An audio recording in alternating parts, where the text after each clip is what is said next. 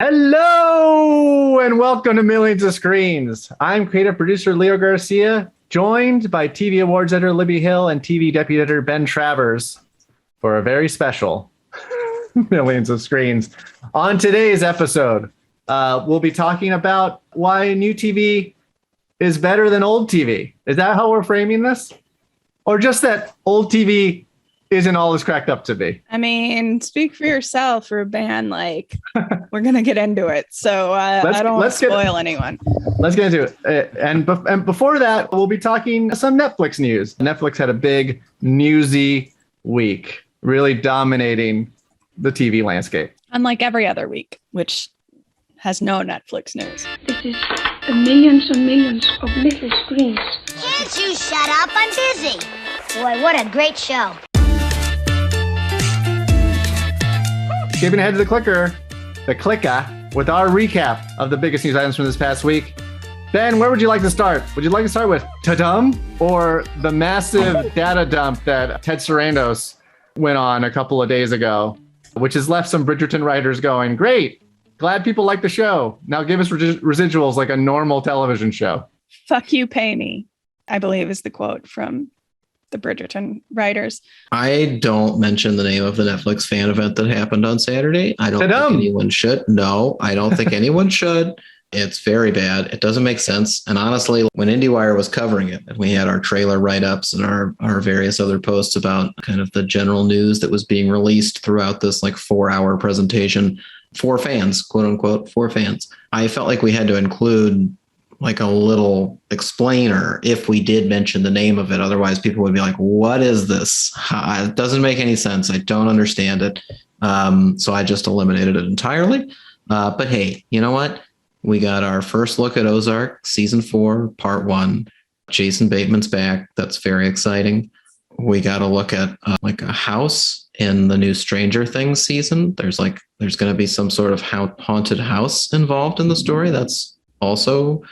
Those kids are going to be in college by the time that season comes out. They already look much older. I think that might be why they didn't do a bigger reveal because it's somewhat distracting already. Is it like a fraternity or sorority house? Are they in college in the new season of Stranger Things? Neighbors 3. If that's the pivot, I would be actually much more excited about Stranger Things, but I don't think so. But no, I honestly felt like, considering how much was put out there on Saturday over this event, we've got, opening titles for some things. We got release dates for some things. There was Witcher news that I can't even remember at this point.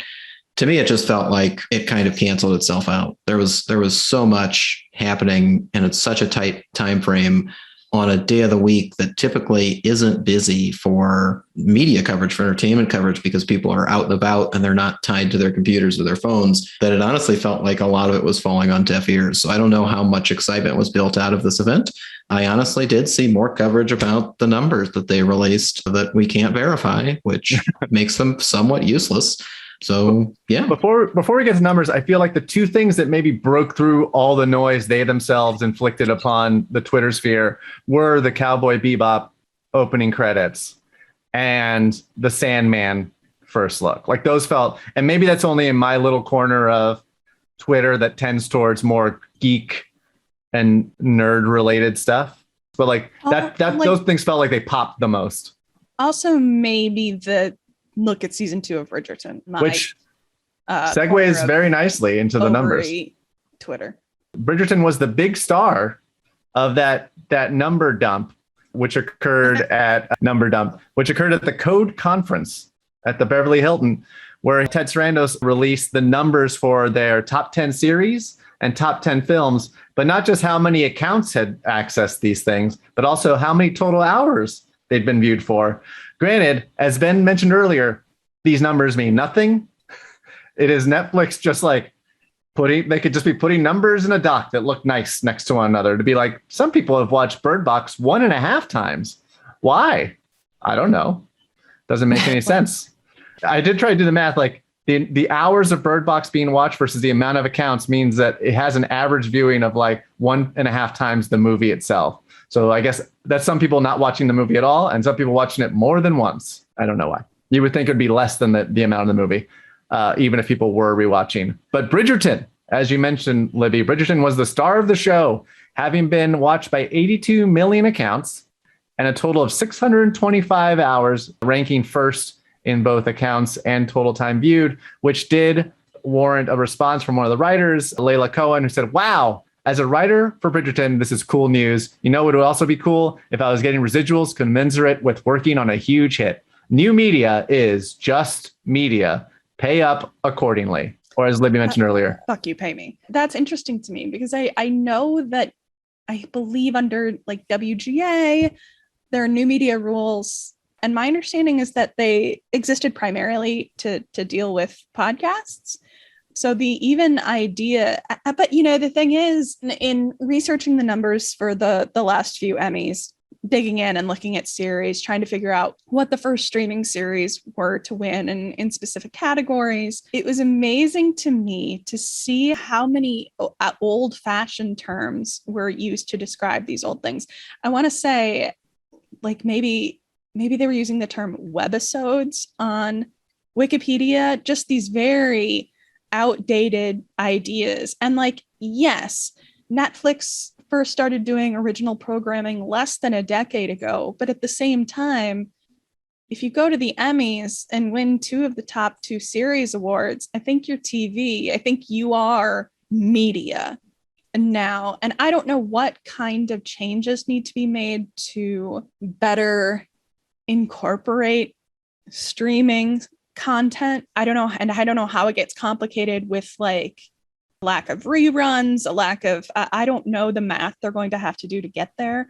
But I also know that television is kind of resistant, that the industry is resistant to change insofar as, we're still prioritizing multi-camera sitcoms, things like that. At the Emmy Awards, they have their own categories in several situations, or they have a mandated number of nominees that need to be in. Like it's weird, and it doesn't like giving up its roots. But yeah, what that Bridgerton writer was saying is an abomination. And the thought that global corporations are getting rich off of the work of underpaid writers is the saddest and least surprising revelation of this Netflix numbers drop.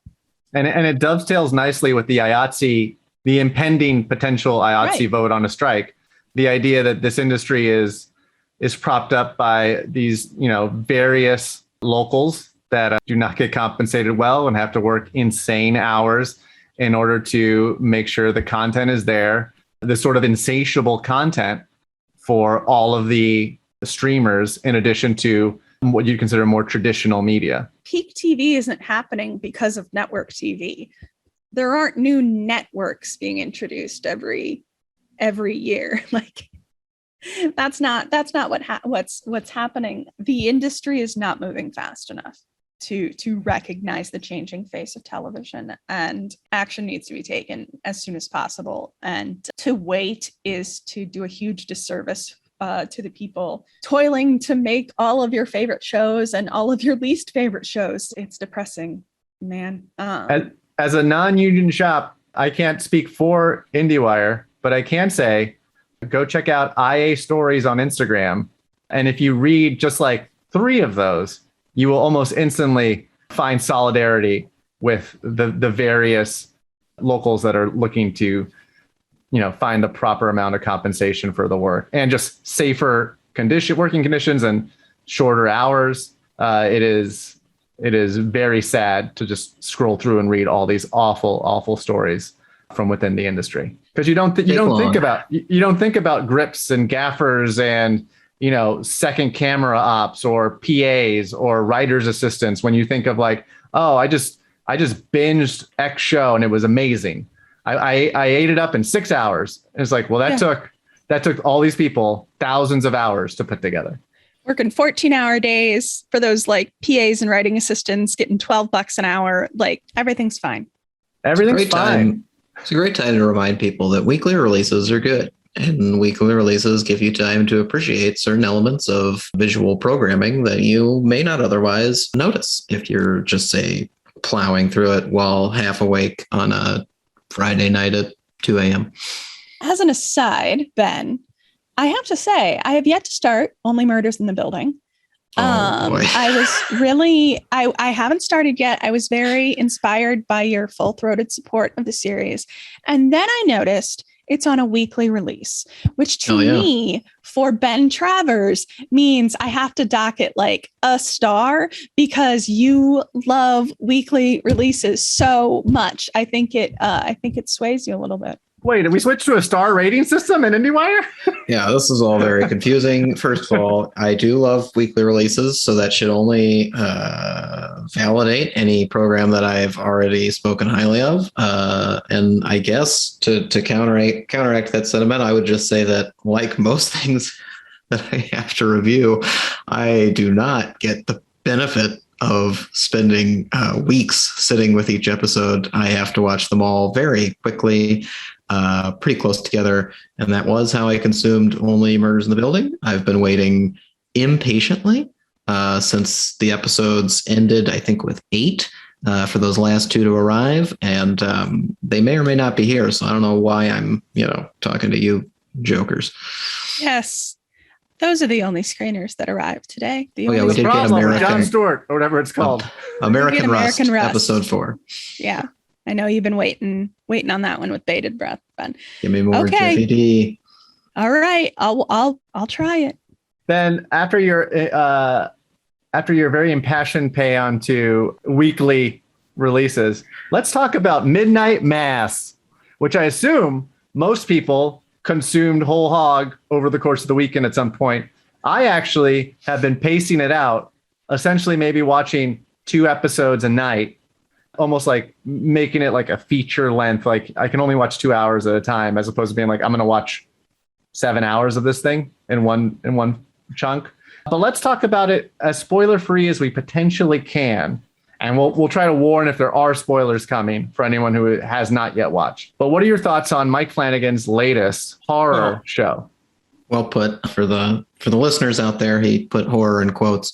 I mean, it is horror. That was implied with my by the pause. Voice as well. Yeah. You did a great job. Just clarifying, because it's a touchy subject. It's the level of like terror and gore and the rest of it when it comes to defining a horror film or TV show gets people riled up in ways that I don't personally care about. But I was very relieved that Midnight Mass was good. I'll say that first and foremost.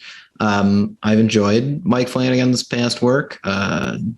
Dr. Sleep is kind of its own thing, but it's very interesting to dissect. So if you like thinking about pop culture, I think there's always going to be something for you to appreciate in his work. So that's been fun. But no, I don't think it's that hard to talk about Midnight Mass without spoiling anything. There's definitely things worth spoiling or things worth discussing that would qualify as spoilers. But the show takes place on an island. It's in modern day.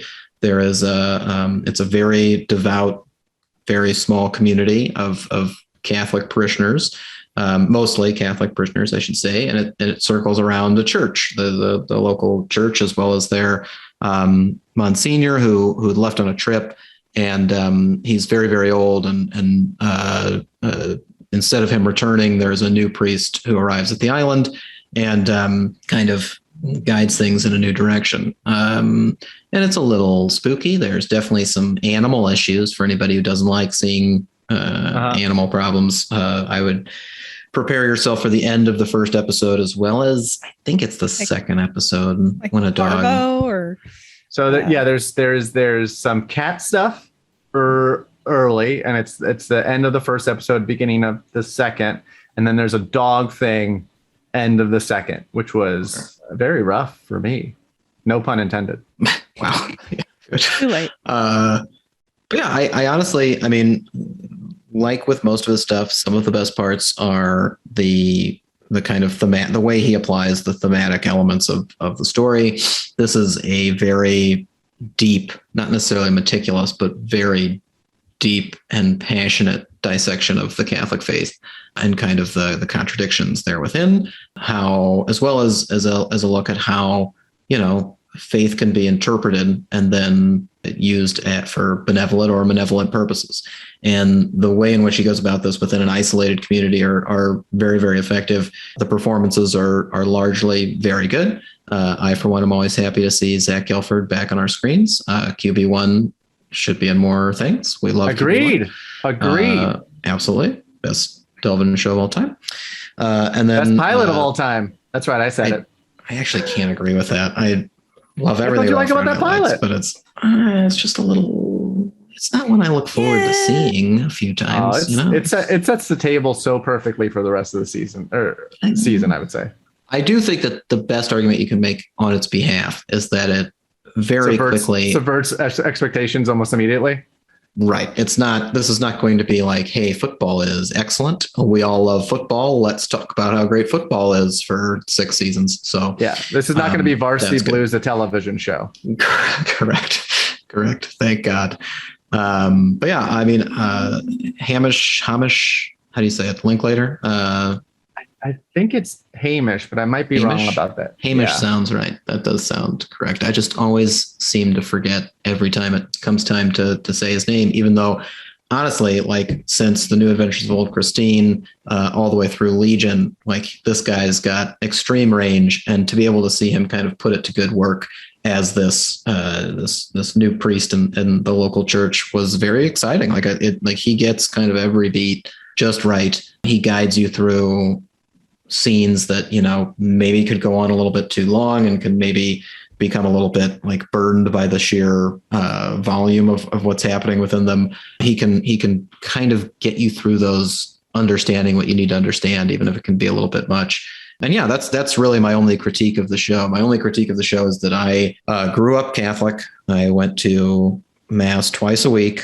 So I have developed a very quick trigger for bullshit when it comes to either sermons or homilies, however you are familiar with them. And there is a little bit of that here. There is just a little bit of you could have taken some editing tools to that speech on a number of occasions, but he also just loves his characters so much that letting them have their moment is almost undeniable. And I can see why he'd want to let it happen. So, but yeah, that was pretty good. That was one thing I was going to bring up from your review. I didn't read everything because I have not finished the series, so I didn't want to spoil the end for myself. But I did agree with your point about all the characters kind of at various moments having these sort of like expositional monologues that don't feel quite natural the way the rest of the show kind of feels natural. Like the show has a very easygoing drama feel to it. But then like everyone will occasionally have like, now I'm going to talk for 2.5 minutes straight. And I'm just not going to keep talking. So I get 2.5 minutes is on the shorter end.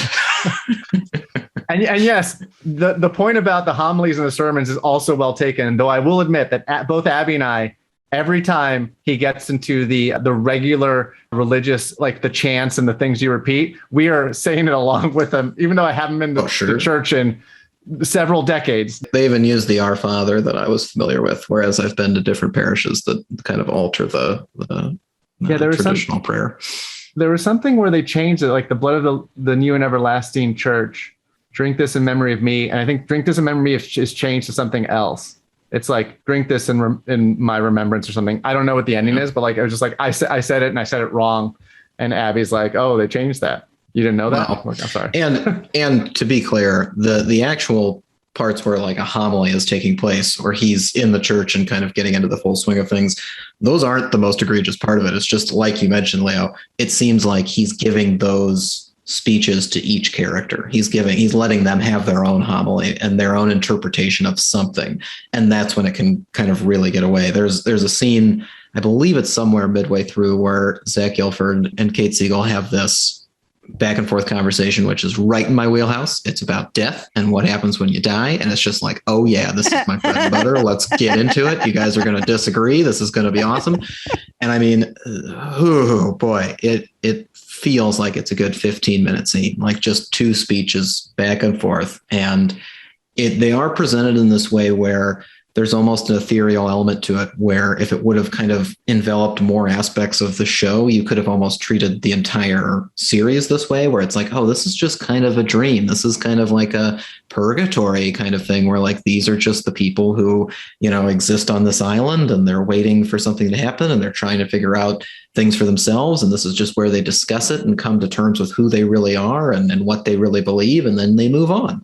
And if that would have, been the case for the whole thing, it would have been a little bit more acceptable to listen to these two kind of put together a very poetic, lengthy monologue about death that even I, the one who's always here for that sort of thing, was like, okay, let's take some trimmers. Let's cut this down here. I don't disagree.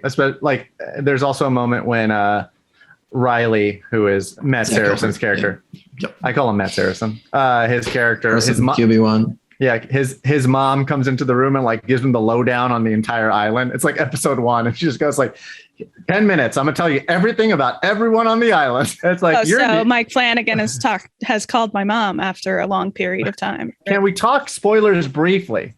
And not super spoilers. Sure. Can I, before we do that, as the person who hasn't watched this yet, point out how do they make a 15-minute conversation between two people about what happens after you die? How did one person not just say, boom, it's over, and then like destroy snap their fingers? Yeah, and destroy the soul of their significant other?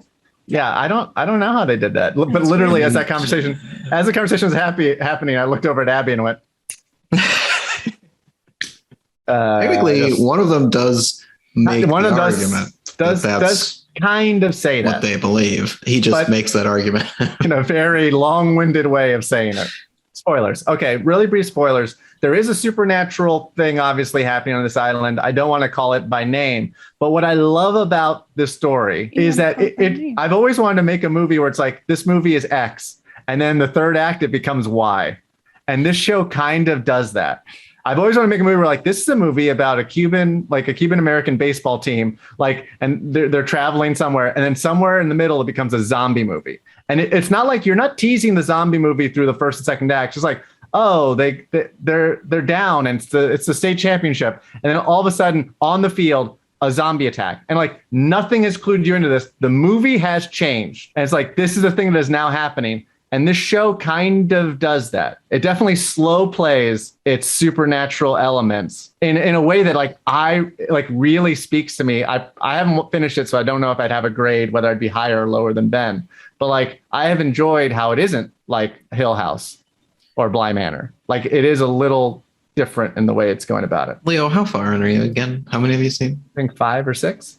The last thing I saw is the boat at sunrise. Oh, okay. Yeah. Okay. Well, yeah. So speaking of spoilers, my favorite, I think, part of this entire series is the moment where we discover that the new priest in town is actually the old priest in town, and the Monsignor who left on a trip to the Holy Land with money given to him by the parishioners before his time came, found something in the Holy Land that was able to give him youth again and revive him in a very interesting way. And he brought that thing back to the island. But before he did that, when he looked at this thing, when this man of God, this priest who's in the Holy Land for the first time, staring into a cave, bewildered and lost, and he sees what is very clearly a demon, very, very clearly a demon, he goes, oh, it's an angel. And then that demon kills him. He still thinks it's an angel, and he does come back to life. So his faith is proven true. And that just convinces him that, no, this is definitely an angel, and this is definitely a good thing. Whereas every single person watching it is like, that is a fucking demon. Yes. You're mental. You've lost your mind. One thing I have been. Well, I mean, he's religious. So right, exactly. That was the best part of it. That was the now we're going sorry. I don't want to go into big spoiler, but it reminds me very much of how in movies, say for like the Shaun of the Deads, they most movies don't call the thing by its name or call the thing that, at least they haven't yet in the show. And so there's this thing happening that we all know what it is, and they never say the word. They're not saying and it's not zombies. So they're not saying in Shaun of the Dead, they go the Z word. Let's not say that. They understand there are zombie movies in the Shaun of the Dead universe. But in most other zombie movies, for whatever reason, they don't call them zombies. They don't think of like, oh, this is a zombie outbreak happening right now, because in that universe, zombie movies don't exist for whatever reason. And it feels like at least through the 5 episodes I've seen, they have not referenced the thing being the thing that it is, despite the fact that it lives by all the rules that we know those things live by. Right. And that's kind of a separate kind of like. It's also fun to talk about this without spoiling it. Yeah. Like I agree that I very much like that they don't do that, but I think that plays into that same idea of like, if any heathen, anybody walking the earth just looked at this thing, they'd be like, it's bad news. Get the fuck away. That's bad. That's bad. Not good. But then they rationalize it. But then they rationalize it. They rationalize it saying that like in scriptures, most of the time when an angel would appear to a person, the person would be saying that. They love that line. The person would be scared of the thing. Right. But normally it's because the thing is otherworldly, not because it's terrifying. No, exactly. But and again, this speaks to kind of, again, the beauty of the way that Flanagan treats this discussion is that, he's not setting that scene up as a way to be like, if you believe too strongly in God, then you're fucked. Like your mind is fucked and you're going to see things that you don't want to see. He speaks very specifically to each character and the situation that they're in that it's a matter of interpretation. Like the Bible verses that are constantly quoted throughout the show as evidence for why they need to do this next crazy thing or this next probably a bad idea or just go along with a bad idea. That can be interpreted any way you want to interpret it. Just like this guy seeing what is very clearly a demon could be interpreted as he does, as like, this is an angel. And when they keep citing that passage of the Bible of like, every time they see an angel, they're scared. I just wanted to be like, yeah, but that's not really how they talk about it. Like when they talk about it in church, they talk about how they're kind of in awe of this beautiful creature. Like it's not like, oh man, this thing looks like this, but really it's good. It's like, no, they're just like, holy shit, something just appeared in the room. This is a big deal. This doesn't normally happen. What a Tuesday. So yeah. And then they normally calm down. They normally calm down when things like, hey, I'm just an angel. Relax. Just an angel. Normally there's white light and there's glowing positive energy and there's things being handed down to them that are like a very clear gift. And this is not what happens to our dear friend, the priest, or the Monsignor, I should say. But yeah, that's again, like, I'll be very curious what you think when you finish the series, Leonardo. But yeah, I was impressed at how kind of even-handed they kept it throughout the 7 episodes, which should have been 6. Yeah, I am excited to finish. If not tonight, tomorrow night. I will say I did love the end of episode 5. Oh yeah, it was good. I thought that was a well handled, and like I knew, like I told Abby, like they're gonna hard cut back in a second here, and it's gonna be terrible. Like just know that's gonna happen. Well, and Abby was still like, oh sure, fuck. Yeah. Well, the other thing that I liked about it was they kept using that formal camera technique, let's call it, where when he would fall asleep, he laid down. They would Dutch angle to a vertical, yeah. And, they kept doing that, and then every time, even though like even the 5th time or whatever, when you're like, I know what he's looking at. Like they showed the reflection, like the sirens reflecting on his face, and you're like, I know what he's looking at. They still did that jump cut to show her. And I was just like, this feels unnecessary. Like you're just spelling it out for us. You already did spell it out for us. You don't need to do that. I guess that was my other problem with the series. He does like, he definitely 5 shadows a lot. There's a lot of 5 shadowing happening. It's like he doesn't really want to make a horror show. He just knows that certain elements of it speak to horror genres and he wants to deconstruct that, but he puts in a lot of jump scares where it's just like, this feels like somebody made you do this. This feels like somebody was like, you're not scary enough. You better put in something that gives you the, so do it. And it's like, it doesn't fit. So I get frustrated with those.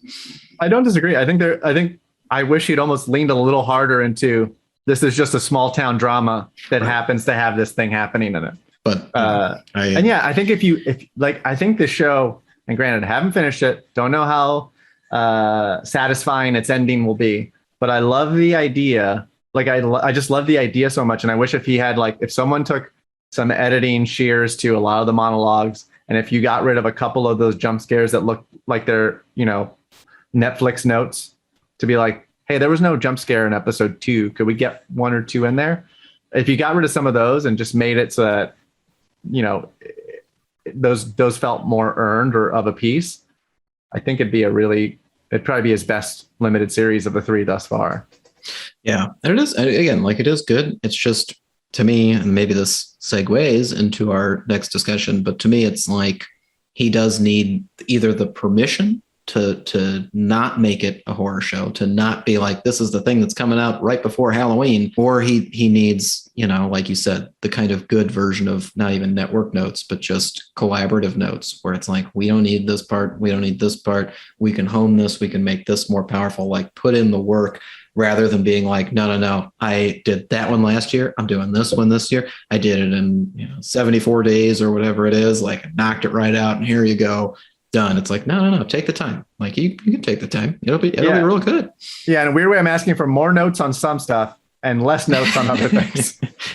Someone just to be at the dials a little better. Well, getting to the meat of the episode, there was some debate on Twitter last week after we recorded last week's podcast from some very dumb people online saying that since the end of The Sopranos and The Wire, there have been no good television shows, essentially. Like that was the pinnacle. We have reached the top of the mountain, and on the other side are just pale imitations, and that there's no innovation in that arena. And Libby was very quick to astutely point out, she rattled off 20 shows instantly, and all these shows are great for different reasons, if not better than the things you're comparing them to.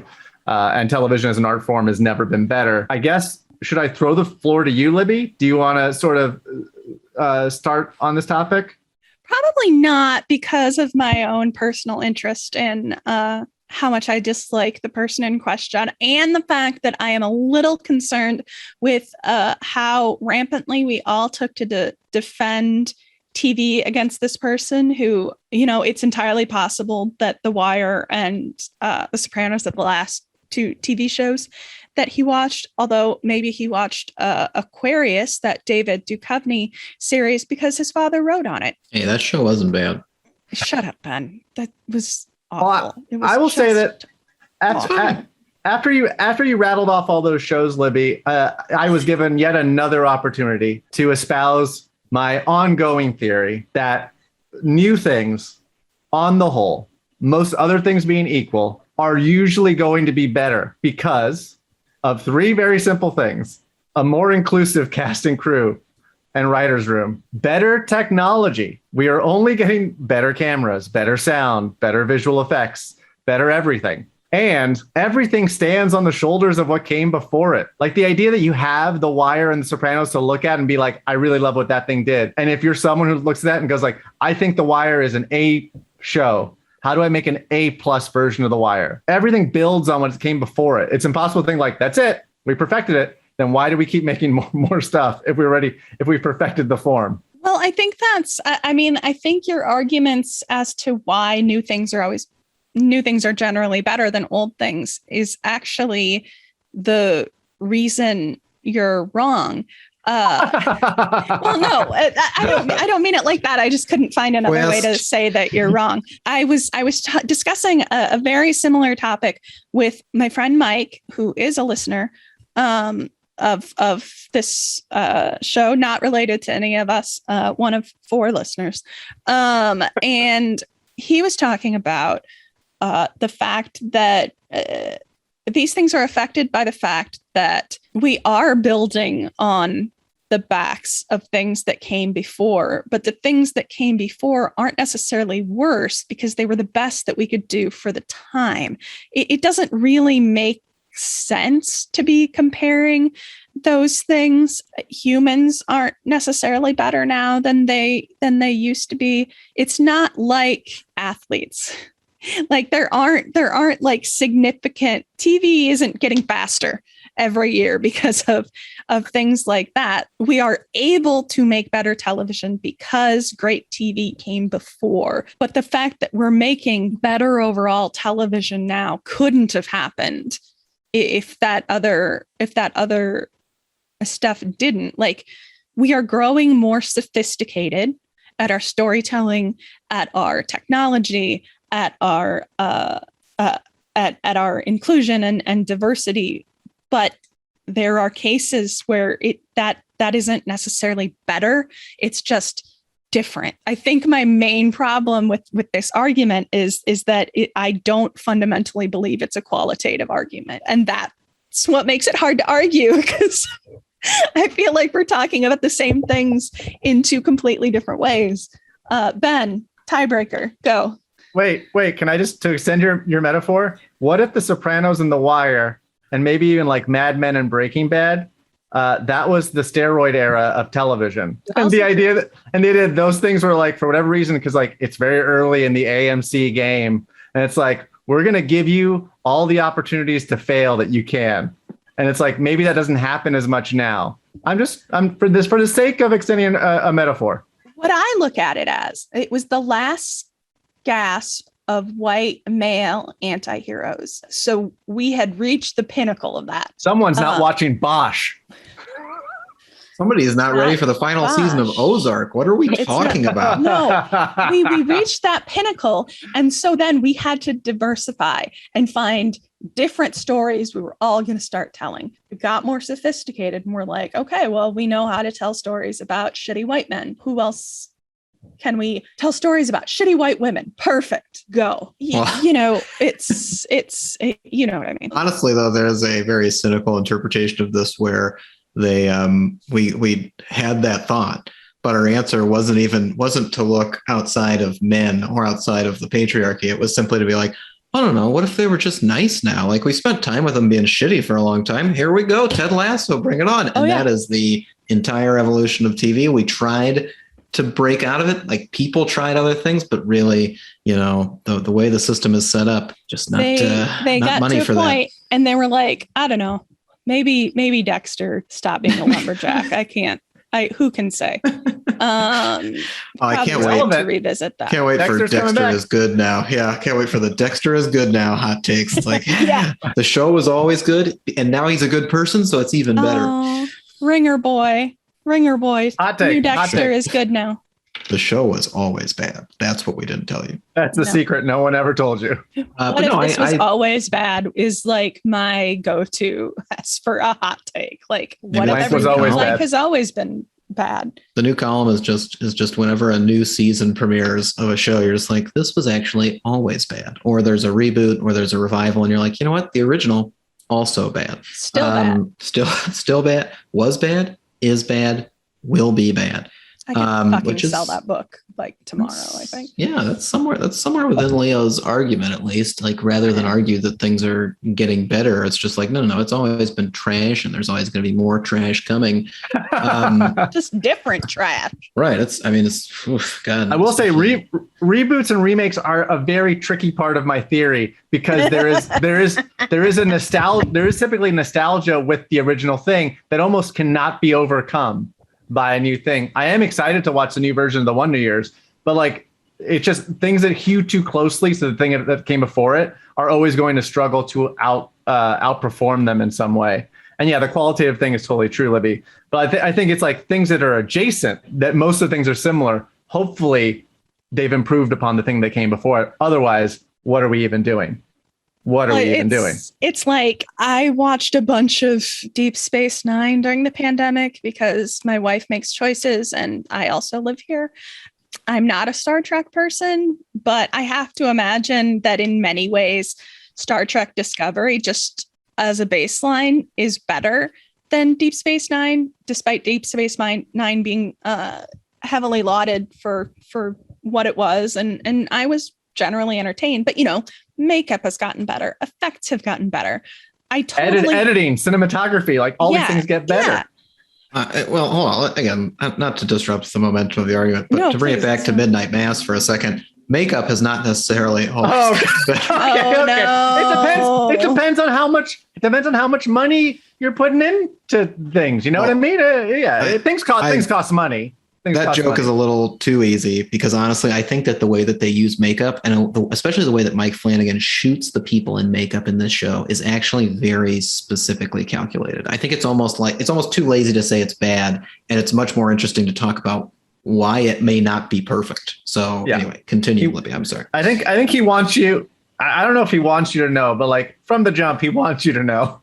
I think he wants you to suspect as well as appreciate the people, like the characters as well as the performers. Okay, I'm sorry. I don't remember. But no, I just like, but that's the thing that I think always trips me up when we talk about this is that storytelling has gotten more sophisticated. Definitely. I don't know that it's across the board gotten better. Yeah, we're also producing way more. Trips me up. We're producing way more stuff. There is, like I mentioned earlier about the IATSE stuff, like there is this insatiable appetite for content that like there's just so much stuff being produced. Of course, there's going to be some stuff that's bad. A lot of it's probably going to be bad. But the idea being that like if we're not improving on the art form, then what is the point? Yeah, to serve shit up to people sitting on a couch. I don't understand. That seems super cynical and bad. But like if that is, then let's stick a fork in culture, call it a day. And we'll retire television and film, and we'll start doing something else. Well, and I'm gonna let you talk in just a second. But yeah, and that's the problem with this entire conversation that we're having is because it was sparked by someone who is not plugged in to culture. And this conversation was started on a fundamental misunderstanding of television as a medium and what good storytelling can be. It had a very, very close-minded idea of like what quality is that was so openly offensive that it had just TV people losing their minds.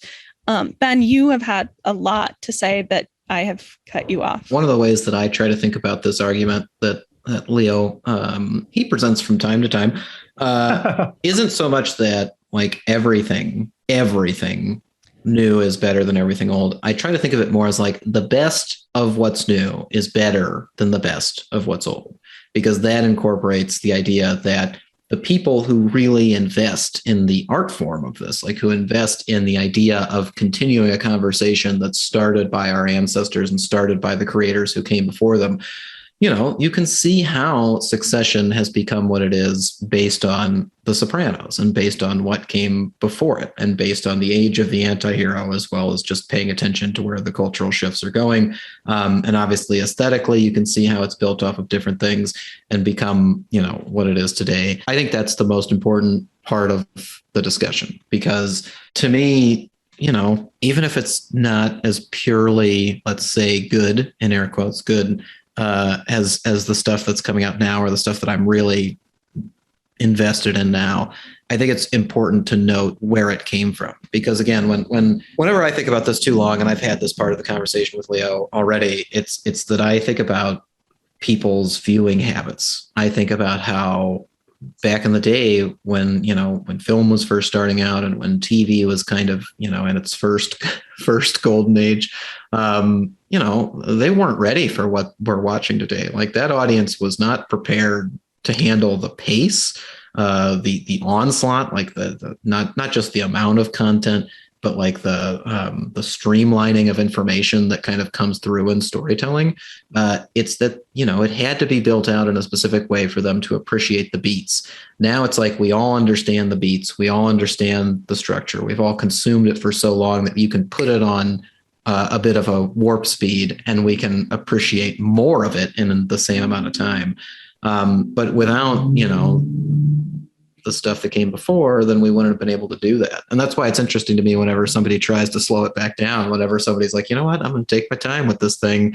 I'm going to just let you sit in it for a while. And everybody gets a little confused. They don't know what to do. Like Rectify to me was such a beautiful show because it really made you just stop for a while and kind of appreciate different parts of what it was trying to say, instead of like overwhelming you with plot or overwhelming you with information or even overwhelming you with like a visual style.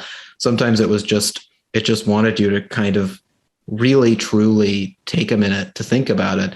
And even that is a reaction to me. Like even that is like a reaction to what everything else is doing, where like so much of how we treat television these days is just, have you seen it? Have you seen it? Have you seen it? I got through that. I got through that. I got through that. Yeah, I understand it. I saw it. I can talk about it. I can talk about the spoilers and what happens this year and what might happen next year and what the theories are and like all of that. And instead it's like, no. Why don't we think about what they're trying to say and see what that argument means to us as a human being, and the different ways that people come up with for us to try to realize those things, for that message to reach us if they have a message in the first place. That's what's really interesting to me. And again, so much of it is built on other things, but it's also why, the everything part of the argument, the everything new is better than everything old doesn't work, because so many people aren't trying. They're not trying. They aren't trying. Like when you say, what are we even doing? It's like, they're not trying to do shit. They're not trying to make anything better. They're just trying to churn out content. That's part of my all other things being equal. And the trying has to be part of it. Yeah. I also think the benefit of time, like it's hard. I mean, maybe there were probably people in the early aughts going, The Sopranos is the best show of all time. Like that probably was some, and there were some pockets of critics, the very underwatched The Wire, saying The Wire is the greatest show of all time. And I still think The Wire is the greatest show of all time, but I wouldn't be so dumb to say like, that was the pinnacle. We've reached it. That's done. But the idea being that with the benefit of having time since the thing is aired allows you to say things like this that you can't really say about things that might be currently airing. Who's to say that after Atlanta gets 2 more seasons, we don't think of Atlanta in the same, however many seasons, that we don't think of Atlanta in the same breath as some of these other shows. And I think it's hard to say in the moment when a thing isn't even complete to say like, oh, this thing is lesser than for whatever reason. Right. Which, I mean, and don't get me started on comedy, because we've spent many hours on this podcast discussing comedy's place in sort of the conversations around what is worthwhile television. I will say with Ben's thing, like I think you're getting at something there that I think is very smart, which is so much TV that is being created now is trying to create conversation for people to have amongst each other. But my favorite TV is in conversation with other TV.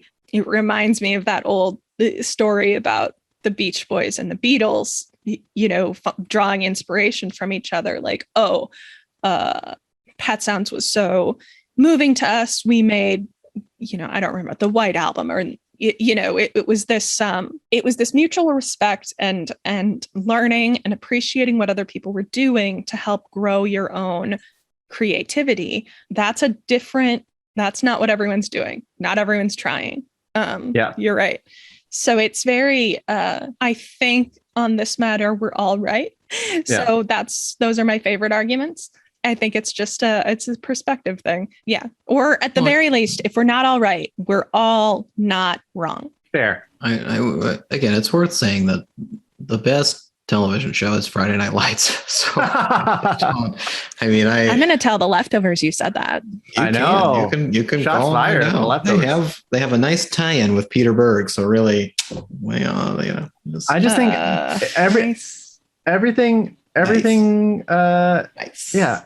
To get to the comedy thing, Libby, like just very briefly, having just watched the other two in the complete wrong fashion, where I inhaled 2 seasons over the course of 4 days. That's what we all did. We just didn't have the second season yet. In the words of Ben, I couldn't help not think of like 30 Rock and think the jokes, because these are 2 shows where the jokes per minute are high. It is moving at a pretty fast clip. But even like going back and watching 30 Rock was still a holdover of some of the earlier like comedies. And that's sort of what's trying to do. Jeff Richman's score and establishing shots, that stuff doesn't even happen in the other 2. The other 2 is hard cut to new scene, new joke. We're not even showing you an exterior of 30 Rock with the, oh no, no, no, no, no, no, no, no. Like we're not doing that. We're like, we're talking about Chase at this place. Here's Chase at this place right now doing the stupid thing. And it's just, we are going to cut from one thing to the other. And that is definitely a stylistic choice. And it's something that maybe some shows, comedies now would still do, the more establishing shot with a site score, but it's just like things are moving in a direction. And it doesn't mean that 30 Rock is bad. It just means that the other two is taking what 30 Rock started and sort of elevating it and building on it in a certain way. Both can be good and different. And I can just say that I like the other two better. I feel like the only person that didn't really love the other two season two just didn't work. I think it's very good. I don't know if I'd say it's one of the best of the year. It's definitely not better than 30 Rock. That's a crazy thing to say, but I love this part of the conversation too. Again, going back, like, and kind of looking at how things have changed from a formal standpoint. Just because, you also have to think about not when you're talking strictly about comedy necessarily, but when people are talking about what they remember, when they're talking about the shows being the best shows, The Sopranos is such a quick answer for like the best TV show of all time, or even The Wire. Really, it came a little bit later, but usually The Sopranos, because it was extremely popular, and it was one of those first kind of shows that was making the transition away from procedural TV, from the stuff that we'd kind of gotten used to, and it was doing so with a big platform push on this new thing that everybody, could widely respect and get behind. And it just had an imprint on our culture that makes it that thing almost before you even see it. Like even before you're aware, like even before you catch up with it, if you're younger, if you weren't around at the time, that kind of footprint really helps kind of establish it as one of the best things. And I think you could argue that there's obviously, we just did, you said The Wire, I said Friday Night Lights, Libby says Succession because it's the only good show on TV. You could argue that there's better things that came after it. Like better things. But one of the things that I'm curious about as we move forward in our culture is just, I don't know if we'll ever reach a consensus again. Like, I don't know if we're ever going to be able to say something like that, because for a while it seemed like that was just kind of an accepted thing. It was just like, hey, yeah, everybody's seen it, so we can all agree on it. And now it's like, no. I've seen this, you haven't seen that. I've seen this, you haven't seen that. We're never going to catch up on everything. There's always going to be stuff that gets by people. And that's both a blessing and a curse. And I'm obviously very excited that we're living in this age, but there's good and bad parts of it. I don't know. I just really wish more people had seen the Underground Railroad. It's really, really good. And if it would have come out in 1999 on HBO, people would have. Yeah, I think, is that not you're saying the benefit of both when it was released and the time since it was released? A combination? I think both. Yeah. I think, I think time is only helping The Sopranos. I don't know if time will help the Underground Railroad. I know it'll be available because I can't imagine Amazon going anywhere, but because we're just going to keep adding to the content pile, and that will keep becoming the thing that, well, I didn't see it when I should have seen it. I guess I'll catch up on it sometime, but maybe never, which is what seems to be inevitably happening with so many TV shows, especially I would say limited series. Then, it's just hard. It's going to be hard in 10 years. It's much easier, I think, now to make the argument for the Underground Railroad than it will be in 10 years, even if you try to strip cultural relevancy and ubiquity out of it. So, it's going to be an interesting time. I was going to say something, but it was only going to extend this conversation. And I think this conversation has run its course. So, but I do think limited series are at a disadvantage, because generally when people start things, they're like, yeah, I want to commit. I want to have several seasons. I want to get into this, or they want to watch a movie, but it doesn't feel like there are very, very many people who are like, yeah, let's watch 7 hours of something. But maybe that's not true. Maybe I'm making assumptions. Who can say? I guess we'll find out. Netflix will try to tell us at some point, but we won't ever be able to trust it. So I think we settled it in that none of us is right, but also none of us is wrong. The only person who's wrong is someone who would, without knowing the television landscape, stating blankly, these were the best shows of all time, and we're done. Pack it up. I mean, basically, I think the heart of what that person is saying is these are the only two good TV shows, which is just a ridiculous statement. Like, how could you come out and make such a sweeping proclamation? It really is showing your ass. And I'm glad I'm not like that. If you're going to do it, you have to say one. You can't say two. You have to say there's only one good show on TV. That's also a cop-out. Yeah, that's true. But as long as all of these shows are primarily about white people, it's good. then we can tell it's just a ping pong ball of, oh, they're bad white people, and then they're good white people, and then it's good that they're bad white people, and then it's bad that they're good white people, and then they'll start over. And sometimes a show about Black people. Millions of Screens is a production of Penske Media Corporation Anywhere. Our theme music features excerpts of the classic YouTube video Bjork Talking About TV and Willy Wonka and the Chocolate Factory. This is my last podcast with you guys. So I figured I would take over for the three things, and I would say my three favorite podcasts are our interview podcast with Damon Lindelof, which was a blast for several reasons. One, because you two have a relationship with him and know him very well, and I didn't. And I also had not seen the screeners are available time. Oh, God, so I was a total rube in the room going, I think this might happen. I think this might happen to Damon, who has been fantastic and has remembered me ever since then. My second favorite episode is our very first streaming wars pick episode, where in defiance of Apple TV Plus and the morning show, I stated I would rather have a second iteration of Shudder. Ted Lasso remembers that, by the way. I know. That was pre-Lasso. That was pre-Lasso. Pre-Lasso. If your Apple TV subscription weirdly keeps getting canceled, you'll know what that's about. And a bit of a cop-out, but I would say this podcast, because I think every time I got a chance to talk to you, it was the highlight of my week.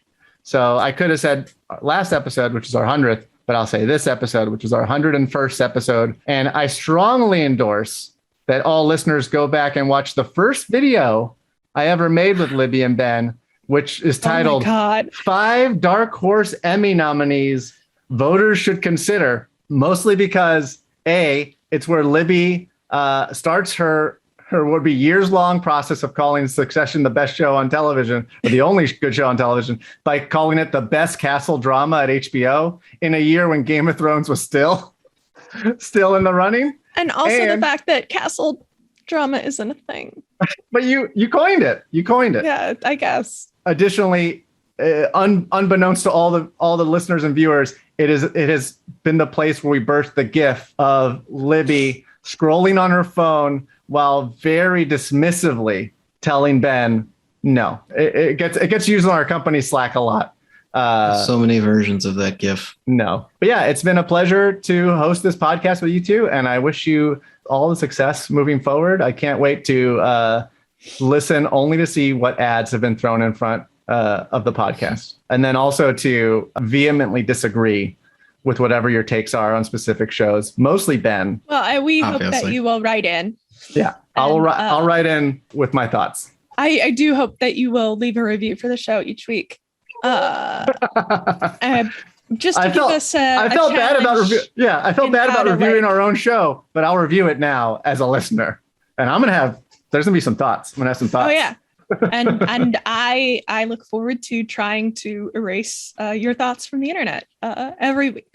Yeah. Leo, I will just say that I have no idea what this podcast would be had you not been a part of it. And I have no idea what it will be without you a part of it. I often find myself mentally getting angry every time we use your beloved nickname of Rube Man, because it is just so far from the truth. Ironic.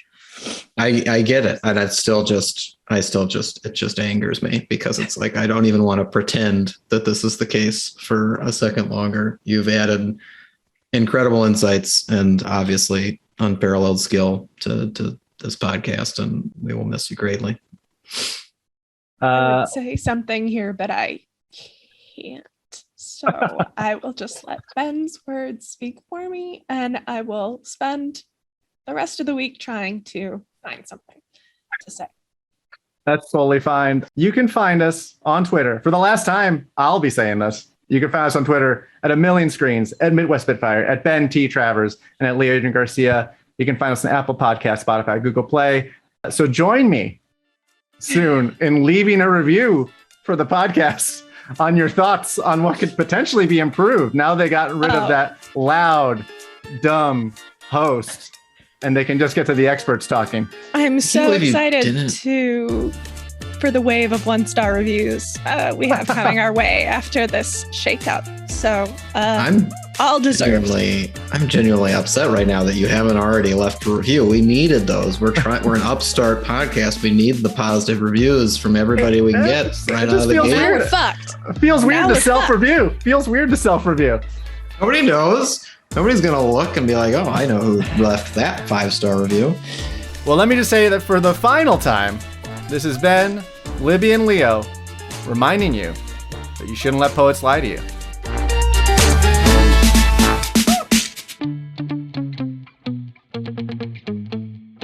You shouldn't let poets lie to you. Ain't nothing wrong with a couple of cold brews and a cool podcast.